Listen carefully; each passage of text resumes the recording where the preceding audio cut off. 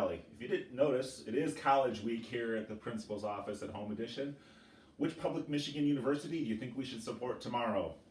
Today on the list of things to do, still working on that high school and middle school schedule. Again, if you haven't completed your course request sheets, Swan Valley High School students, please do so and send them electronically to Mrs. Luplo. She's working diligently on course requests from her home office. Hopefully we're going to have you back in school by April 13th, but if not, we're still making some plans. So if you haven't done the Internet at Home survey that was sent out a while ago, and then also push notifications to parents today, please do so that we can gauge how many people have internet access at home and who needs some assistance acquiring that. If you're doing a little learning on Netflix, how about The Vietnam War, a film by Ken Burns and Lynn Novak? Be interesting to see how things work out. SAT word of the day is gregarious, which means sociable. Obviously, we aren't doing that much gregarious stuff recently, but if you didn't know, today is Mr. Stevens' 40th birthday. I'm sure he'd appreciate a little virtual gregarity by reaching out to him and wishing him a happy 40th. What are you reading? Remember that you should be reading 30 minutes a day. I started recently reading this one. Not sure that I want to know what's going on in the adolescent brain, but being middle school principal as well as high school, probably should have an idea.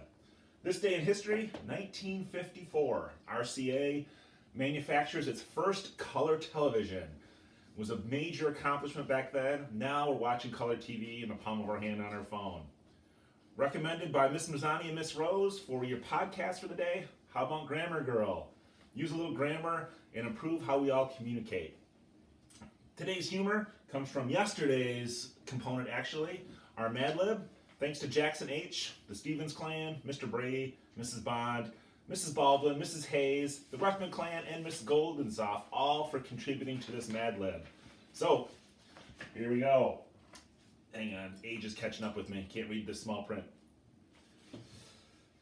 Tonight, we are in the finals of the American Idol, and I'm having a screening party. My neighbor Brooklyn and Taylor Swift from school, as well as my cousin from Georgia, the country, not the state, came over. We made porridge and melted jam and crowded around the television set. I stood up and did my best impression of Mariah Carey, bamboozled after she won. I shook my big toe and wiggled my chin.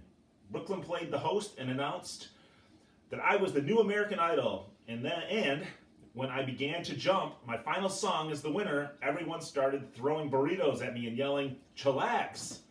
I guess I'll save my performance for the shower. Hope you had a great Wednesday. Remember to do your part to flatten the curve, and we look forward to seeing you on April